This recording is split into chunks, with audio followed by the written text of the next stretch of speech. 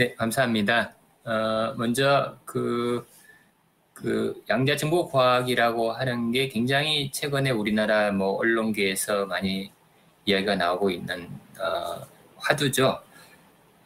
이런 중요한 주제에 대해서 포럼을 제안하시고 그다음에 개최해 주시는 이울과총 회장님한테 감사드리고요.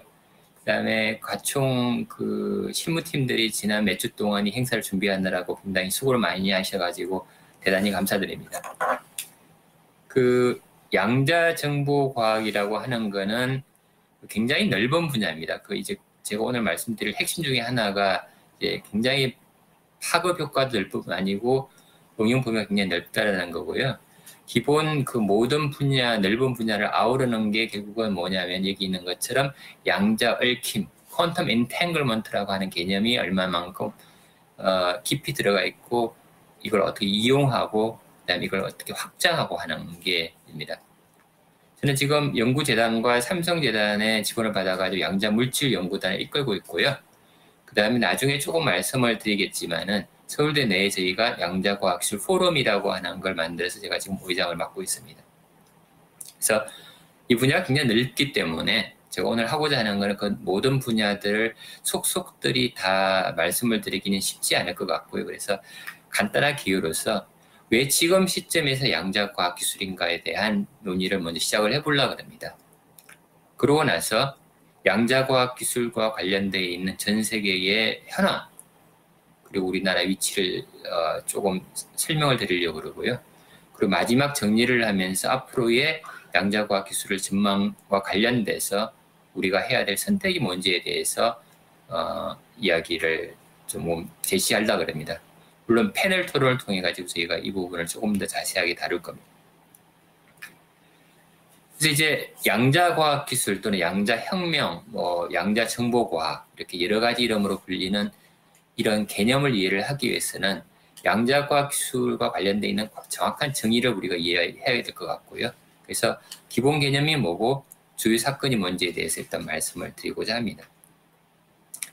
저희가 이제 양자과학기술, 양자정보과학, 제2의 양자혁명이라고 부르는 거는 1900년대에 시작된 플랑크의 이제 양자과학, 양자 역학이라고 부르는 게 1920년부터 1940년 사이에 발전된 정보과학이 만나서 대략 1990년부터 이 두 학문의 일종의 연합으로 발생된 양자정보과학이 이제 정확한 정의입니다. 이게 이제 지금 우리가 이런 양자혁명이라고 부르는 거고요. 이런 발전기를 통해 가지고 이미 2000년대 후반부터는 미국을 비롯한 여러 나라에서 양자중첩, 양자얽힘이라고 하는 두 가지의 양자 개념에 기반을 둔 양자정보과학이 물리화학, 생물, 재료과학 등 모든 학문 분야에 걸쳐서 새로운 패러다임을 가져올 것이라고 예상을 했습니다. 그게 이제 아까 이울 회장님이 말씀하신 게임 체인저라고 하는 그것과 똑같은 건데요. 그러니까 예를 들어서 2009년에 미국 백악관에서 나온 보고서를 살펴보면은 서두에 이런 말이 있습니다. 약 80년에 걸쳐 가지고 과학자들이 양자 역학이 우리가 기존에 써왔던 이제 컨벤셔널 로직 게이트를 능가하는 어떠한 가능이 있다라고 하는 걸 꾸준히 제기를 해왔었고요. 그리고 말미에 이런 말이 있습니다.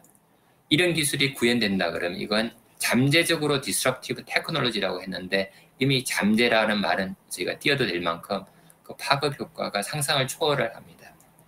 제가 오늘 말씀드리고자 하는 것은 이런 디스럽티브 테크놀로지가 과연 어디까지 갈지에 대해서 작은 빙산의 일각을 아마 보여준다고 보는 게 맞을 것 같습니다. 그래서 이제 2차 양자혁명 또는 양자정보과학, 양자과학 기술을 정확히 이해하기 위해서는 물리학과 같으면은 학부에 가르치고 있는 양자역학과 어떤 차별화가 되는지를 좀 구분할 필요가 있습니다. 아까 말씀드렸던 대로 1900년대 막스 플랑크를 비롯한 일본의 과학자들이 발전시켰던 양자역학은 기본적으로 에너지 양자화와 그리고 양자 겔마점성, 양자 터널링이 주요 개념입니다. 이런 걸 사용해서 만든 일종의 산업의 부산물들 트랜지스터, 레이저, 그리고 MRI라고 할 수 있고요. 지금 우리 눈앞에 닥친 양자 혁명은 물론 이때부터 개념이 발전되어 오고는 있지만은 그동안에 간과되었던 양자 중첩과 양자 얽힘을 완벽하게 응용하겠다고 하는 것이 그 목적입니다. 이런 부산물들로는 오늘 우리가 다루게 되는 컴퓨터, 통신, 암호, 물질, 센스, 소자, 앱 등 그 범위가 우리의 상상을 초월할 정도입니다. 그래서 잠시 저희가 고전역학부터 1차 양자혁명, 2차 양자혁명으로 건너오는 단계를 간략한 개요도로 말씀을 드리면 고전역학은 기본적으로 우리가 보고 있는 모든 물리 현상들 또는 에너지 준위가 연속적이라는 개념 속에 출발을 합니다. 이와는 달리 1차 양자혁명은 이런 에너지들이 모두 불연속적으로 되어 있고 물질의 상태는 또는 어떤 개는 그 중에 한 상태를 차지하고 있다고 하는 걸 이야기하고 있고요.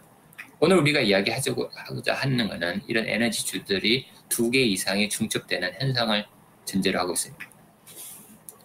그래서 양자정보과학의 기본 개념은 양자 중첩과 양자 얽힘입니다.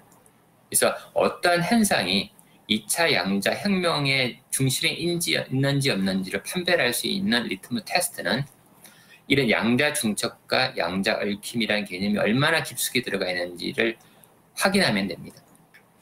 그래서 양자 중첩, 영어로 이제 슈퍼포지션 인탱글먼트라고 개념은 양자 중첩의 경우에는 예를 들어서 여기 있는 것처럼 디스크리트한 에너지 준위를 가지고 있는 두 상태가 0, 1이라고 하는 캣 상태로 표시를 하면은 파동함수를 이 두 개의 선형결합으로 표시하는 게 이제 양자 중첩이죠. 반면에 양자 얽힘은 양자역학 초기부터 양자역학이 내포하고 있는 확률론, 더 나아가서 비국소성 문제와 직결되어 있습니다. 이 문제를 처음 제기했던 사람이 이제 아인슈타인이고 EPR 패러독스라는 것으로서 굉장히 유명한 실험이죠. 가상 실험이었습니다. 이런 개념에 대해서 깊숙한 이론들을 연구를 했던 사람 존 스튜어트 베일이라고 하는 영국 벨파스트생의 물리학자였고 1964년에 유명한 벨스 이니퀄리티라고 하는 개념을 제안을 하고 이어서 70년부터 90년대에 걸쳐가지고 벨스 이니퀄리티를 통해가지고 양자 얽힘이 실존한다고 하는 사실을 확인합니다. 하지만 아직도 국소성과 비국소성은 물리와 철학적인 문제로 남아있다는 게 제 생각입니다. 그래서 이제 얽힘이라고 하는 거는 왼쪽에 있는 파동함수가 어떤 두 개의 파동함수의 곱으로 표현되지 않는, 즉 여기 있는 건 0과 1의 두 개의 곱으로는 표현될 수 없다고 하는 게 이제 그 핵심입니다.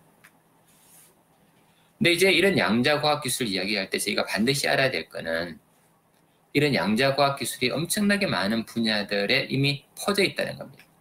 제가 잘 알고 있는 컴퓨터뿐만 아니고 통신, 네트워크, 암호, 물질, 센스, 소프트웨어, 시뮬레이션 등 거의 모든 과학기술과 산업에 퍼져 있다고 생각하시면 맞습니다. 단 아까 말씀드렸던 대로 양자 중첩과 양자 얽힘 개념이 얼마만큼 깊숙이 들어가 있냐에 따라서 이런 제2의 양자 혁명의 주류에 있는지 없는지를 판별할 수가 있습니다.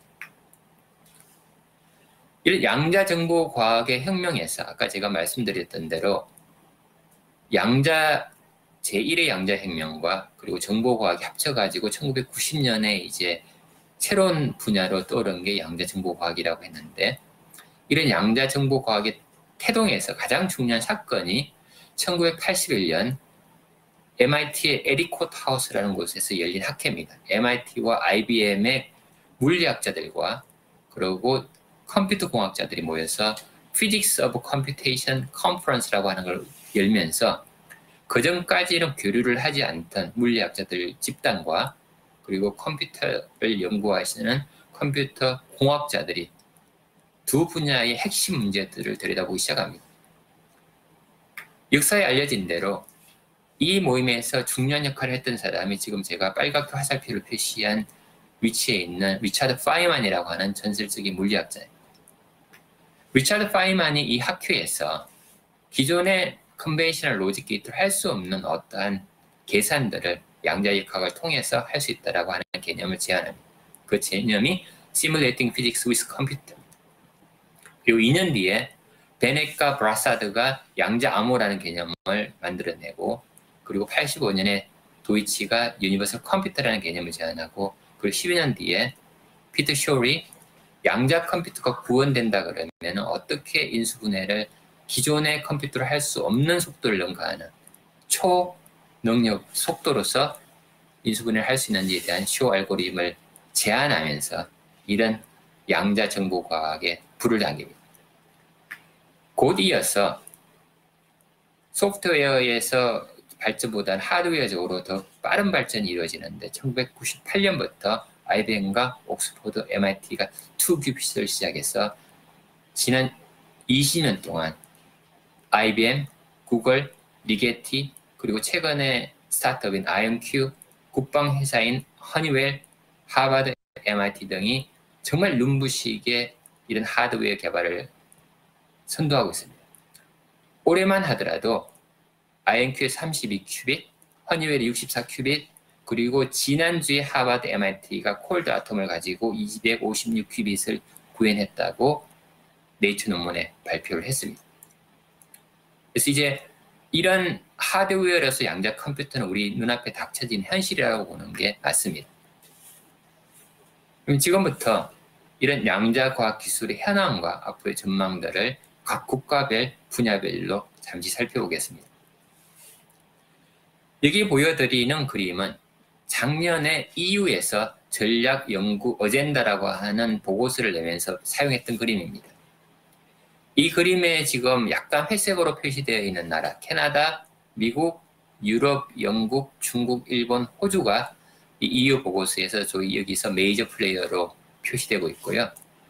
잠시 이 슬라이드에서는 이 중에서 규모가 큰 투자를 하고 있는 미국, 유럽, 중국, 그리고 영국을 살펴보겠습니다. 미국은 다파와 아야파라고 하는 두 연구소를 통해 가지고 아까 유일 회장님이 말씀하신 대로 지난 한 5년 동안에 약 1조 4천억 원을 투자를 하고 있고요. 중국은 허페이시에 NLQI라고 하는 국립연구소를 설립하고 그 연구소를 허브로 해서 약 17조 원의 돈을 투입하고 있는 걸로 알려져 있습니다. 유럽은 2018년부터 10년짜리 연구 프로그램인 퀀텀 플래그십이라고 하는 연구 프로그램을 통해 가지고 약 1조 4천억을 투입하는 걸로 알려져 있고요. 영국은 상대적으로 좀 앞선 2014년부터 5년짜리 NQTP 프로그램을 시작을 해가지고 이미 퍼스트 페이지가 끝났고 작년에 세컨드 페이지를 론칭을 하면서 총 투자 규모가 약 1조 5천억에 달하고 있습니다. 이런 네 나라 또는 나라의 연합군들이 이 분야에서 메이저 플레이어들입니다. 그래서 이 각 나라들의 특징을 잠시 살펴보겠습니다. 미국은 연방정부와 대학 그리고 기업의 유기적 협력이 굉장히 눈에 띕니다. 이런 유기적 협력을 통해 가지고 컴퓨터, 통신, 물성 분야에 집중적인 투자를 하고 있고요. 이 연방정부의 투자를 이끌고 있는 게 아까 말씀드렸던 대로 DARPA와 IARPA입니다. 그리고 기업으로는 여기 IT 기업뿐만 아니고 국방 기업까지 들어와 있습니다. 그래서 IBM, 구글, 인텔, 허니웰, 마이크로소프트, 아마존, 그리고 IonQ 등이 있습니다.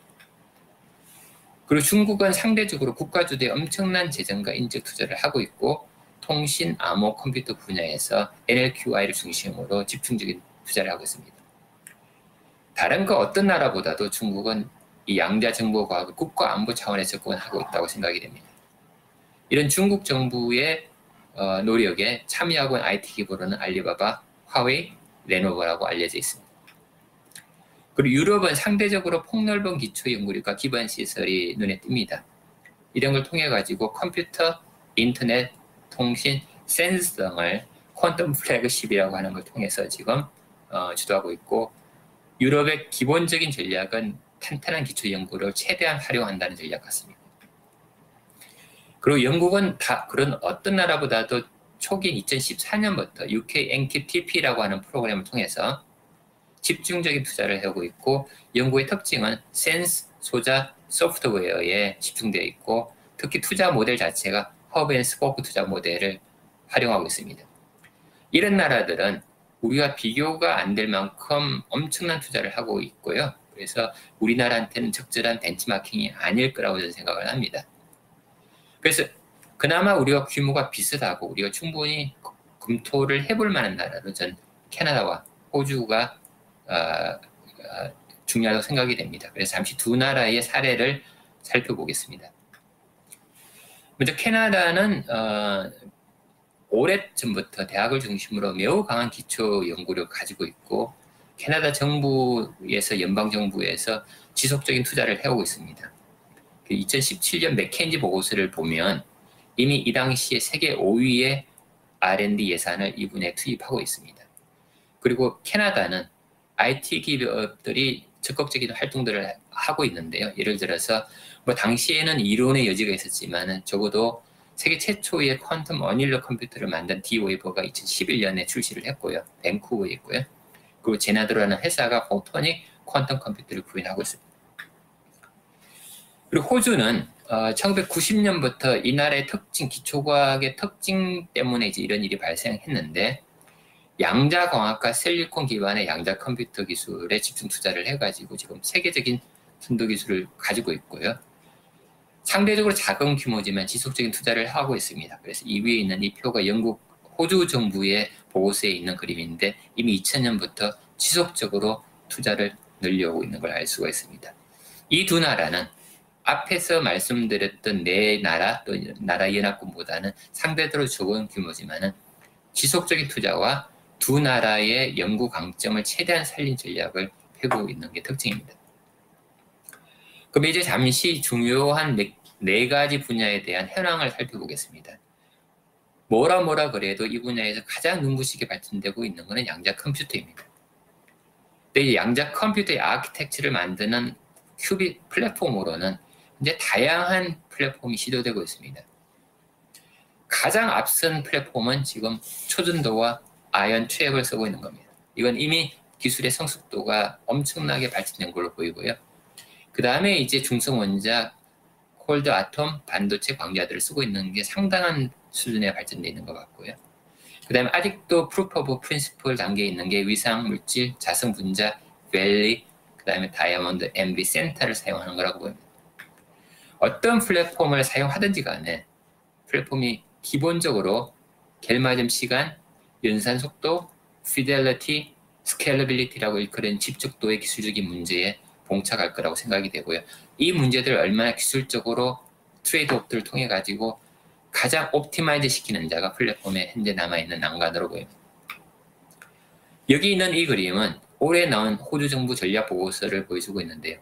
아까 말씀드린 대로 98년에 IBM, 옥스포드, MIT에서 2큐빗을 가동하면서 지난 20년 동안에 수없이 많은 기업과 연구소들이 지금 현재 퀀텀 컴퓨터의 스케일러빌리티를 높이고 있습니다. 특히 IBM과 IonQ, 하버드, MIT 이런 대학 기업들이 눈에 띕니다. 그 다음으로 이제 저희가 굉장히 눈여겨봐야 될 게 양자통신과 암호입니다.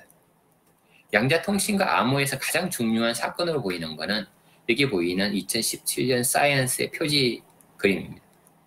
이 표지 그림은 양자과학 또는 양자과학의 양자통신 암호에서 일종의 스푸트닉 순간으로 여겨지고 있는데 중국 정부는 처음부터 이런 양자정보과학을 국가안보의 입장에서 접근을 해서 양자통신과 암호에 엄청난 투자를 했는데요. 여기 보이는 이 표지 그림은 인공위성인 미시우스, 우리말로 묵자호라고 일컬어지는 인공위성을 통한 양자통신의 성공을 알렸던 세계 첫 번째 사건입니다. 그리고 같은 해에 베이징과 상해를 연결하는 약 2000km의 랜드라인을 양자통신 전용으로 건설을 하고 그리고 같은 시기에 중국과 오스트리아 비인을 연결하는 7600km의 양자통신을 성공시킴으로써 세계를 경악시킵니다. 이 사건이 미국 정부에 엄청난 영향을 줘가지고 미국도 이 문제를 국가안보 측면에서 접근하는 것처럼 보입니다. 그래서 아까 이율 교수님 말씀하신 대로 국가양자촉진법을 2018년에 통과시키고 대대적인 연방정부의 투자를 열려가고 있습니다. 근데 이러한 국가안보 또는 국방과 관련되어 있는 문제는 전 세계 모든 보고서들을 살펴보면은 다 인식이 공유되는 것 같습니다. 예를 들어서 올해 나온 호주의 아미 퀀텀 테크놀로지 로드맵만 보더라도 호주 정부에서도 벌써 이 양자 통신 암호를 국방, 그다음 국가안보 측면에서 접근하고 있는 걸 볼 수가 있습니다. 그 다음에 이제 제가 일을 하고 있는 양자 물질 분야인데요. 이 분야는 굉장히 넓기 때문에 조금 조심해서 다뤄야 되는데, 아까 말씀드렸던 대로 양자 물질이라고 불리는 분야에서 실제 2차 양자 혁명과 얼마나 긴밀한지는 여기 보여드린 양자 중첩, 양자 얽힘이라는 개념이 얼마나 소재 연구에 깊숙이 들어가 있는지를 보면 됩니다. 역사적으로는 양자 물질에서 이 양자 중첩과 양자 얽힘 개념은 굉장히 역사가 오래됐습니다. 무려 1930년에 러시아의 과학자였던 레브 란다우는 이미 양자 방자성체를 양자 얽힘이라는 개념으로 설명을 했고요. 그리고 1973년에 미국 과학자인 필 앤더슨이 삼각격자에서 이런 양자 얽힘 상태로서 그라운드 스테이트를 표시를 합니다.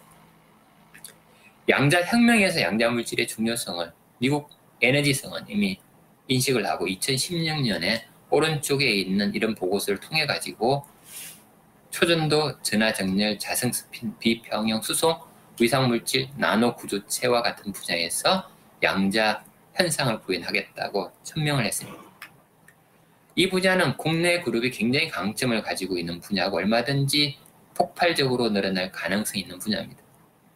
예를 들어 저희 그룹만 하더라도 2차원 양자 자성체에서 양자 얽힘이 있는 걸 발견해서 작년 네이처에 논문을 발표하기도 하였습니다. 그리고 이제 양자 센서와 개척 분야가 있는데요. 이 분야는 기존의 모든 센서들을 2차 양자 혁명의 양자 중첩과 양자 얽힘을 통해 가지고 기능들을 획기적으로 향상시킨다고 생각하시면 됩니다. 크기를 줄이고 환경의 어댑터빌리티를 높이고 정밀도를 높이고 수명을 늘리고 에너지 소비를 줄이고 보안을 획기적으로 향상해서 새로운 분야를 산업을 창출하겠다는 겁니다. 이 분야의 특징은 소규모 벤처 창업이 가능하고 창업 생태가 충분히 되고요. IoT를 통해 가지고 기존 산업과 모두 연계시킬 수가 있습니다. 이런 점을 영국과 유럽은 일찍부터 간파하고 이 분야에 전략적으로 투자를 집중하고 있습니다. 그래서 이 분야에 시가우지 정밀도, 온도 압력 센서, 초구분해능, 분광 현미경, 중력장, 전기장의 센서들을 개발하고 있는 것이 지금 영국과 유럽의 전략입니다. 그리고 마지막으로 시뮬레이션 분야를 보지 않을 수가 없습니다.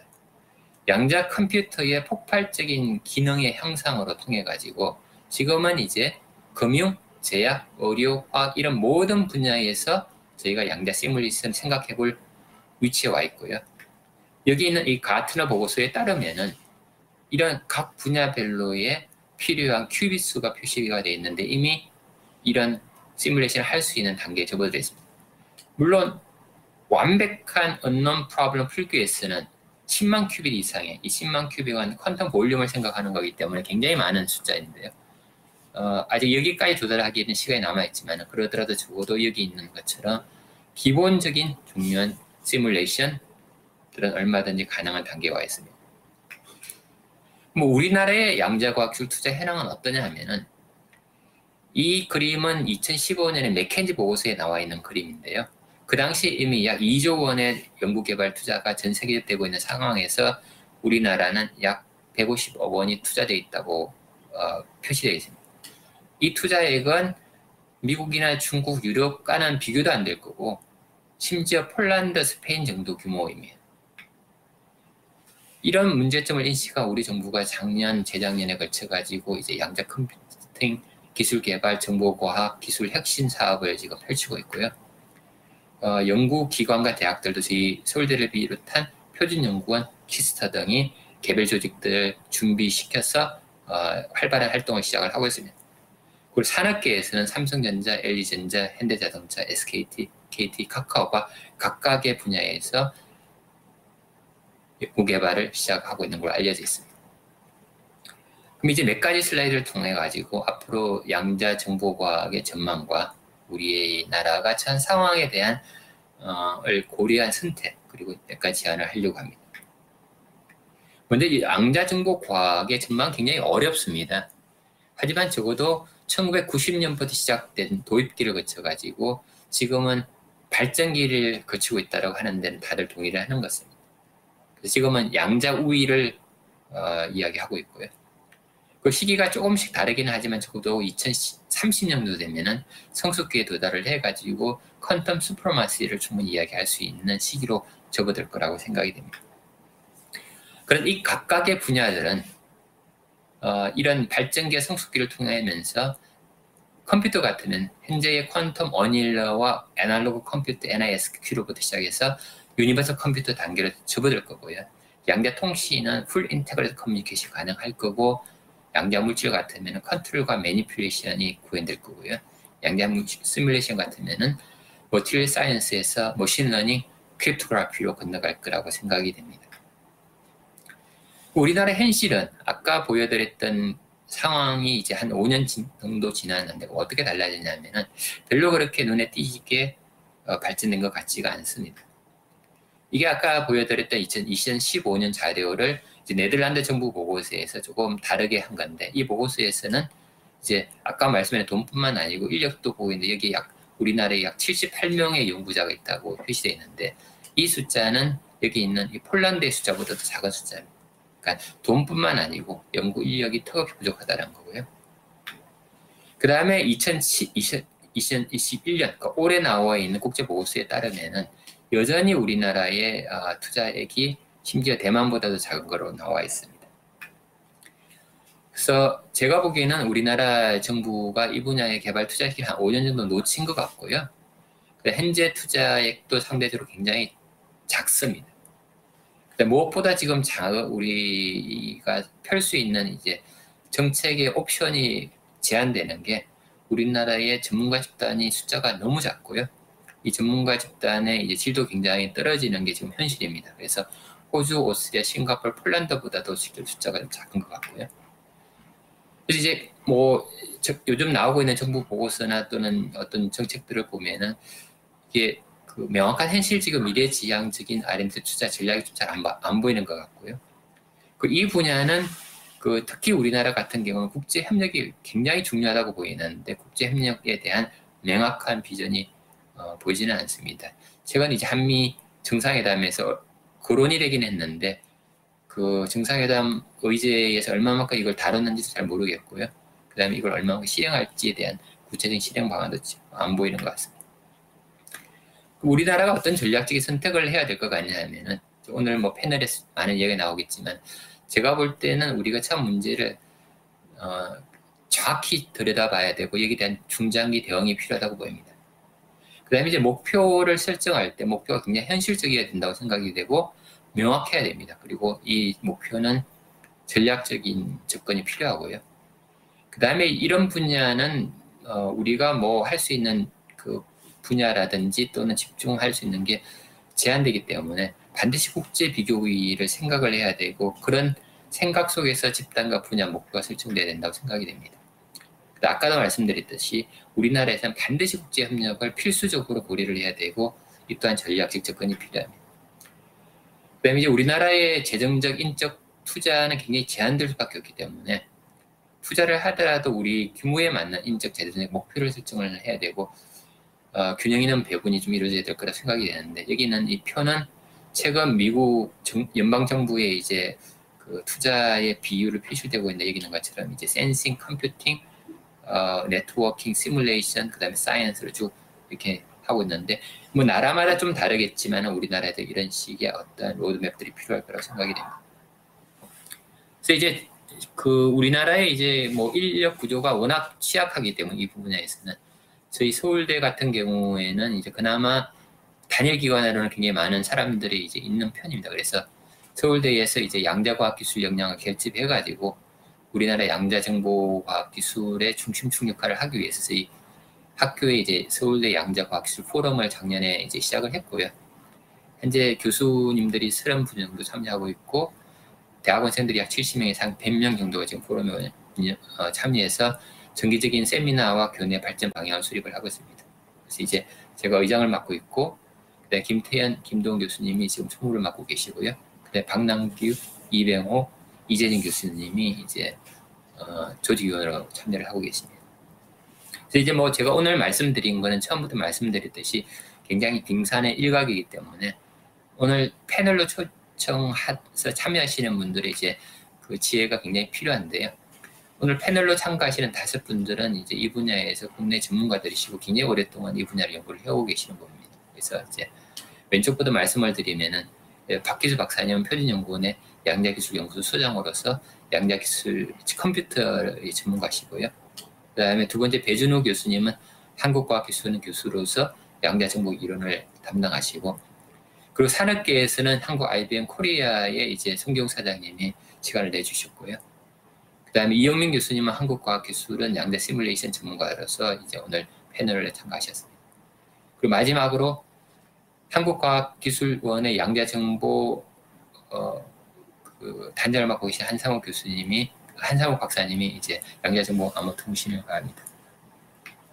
그래서 이제 간단한 제가 했던 말씀을 좀 정리를 하면 이렇습니다. 그러니까 양자과학 기술 산업은 기본적으로 생태계에 접근을 해야 되고요. 그 분야도 굉장히 넓지만은 적용 범위도 굉장히 산업이 넓고요. 그 다음에 기초과학도 굉장히 다양합니다. 그래서 이제 기본 결론은 이미 2차 양자혁명이 본격적으로 시작됐다고 보는 게 맞고요. 모든 과학기술과 산업의 파급 효과를 가져올 소위 경제적으로 50년마다 온다고 하는 콘트라티브 사이클에 아마 빠졌다고 생각하는 게 맞는 것 같습니다. 그래서 긴 마라톤을 시작을 했다고 생각을 하고 절대로 서두르면 안 된다고 생각이 됩니다. 늦었다고 생각하더라도 명확한 전략이나 실행 로드맵들이 있어야 될 것 같습니다. 그래서 우리가 가지고 있는 세계적인 비교 우위와 경쟁력 확보를 어떻게 해야 될지를 명확하지만 현실적인 비전과 전략이 필요하고, 이러한 비전과 전략이 서면 반드시 정치적이고 과학적인 리더십이 기반이 돼야 된다고 생각이 됩니다. 그래서 이제 앞으로 5년이 오늘 패널에 참가하시는 분들의 이제 의견이 조금씩 다르시긴 하겠지만은 제 생각으로는 앞으로 5년이 우리나라 양자과학 기술의 미래를 결정하는 아주 중요한 시간이라고 보이고요. 그 다음에 이제 국제 협력에 대한 비전과 전략이 반드시 있어야 됩니다. 그 다음에 이제 저희가 좀 늦었다 그랬는데, 늦은 중에도 빨리 우리가 서둘려야 되는 게 다음 세대 양자과학 기술 인력 양성을 반드시 해야 됩니다. 그래서 지금 이 포럼을 참여하고 있는 혹시 젊은 세대 학생과 과학자가 있다 그러면 한 말씀 드리고 싶은 게요. 이 분야는 앞으로 굉장히 폭발적으로 늘어날 거고, 우리나라 산업 구조와 과학 구조를 봤을 때 엄청난 인력의 수요가 있을 겁니다. 그래서 여러분들이 적극적으로 뛰어들어가지고 활약을 해야 된다고 봅니다. 네, 감사합니다.